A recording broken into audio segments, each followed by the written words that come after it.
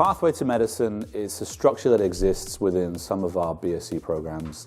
It's for students who want a guaranteed interview for our graduate entry medicine program, but are keeping their options open, possibly as a fifth choice in their UCAS form when they're applying for undergraduate medicine, or they know that they want to do a first degree before they apply to graduate entry medicine.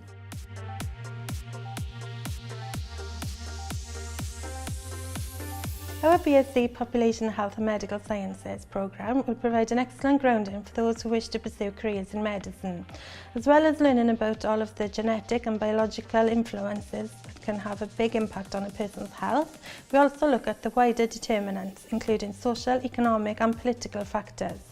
This will provide a really holistic understanding of human health, population health and well-being, which are really needed in the modern world of medicine.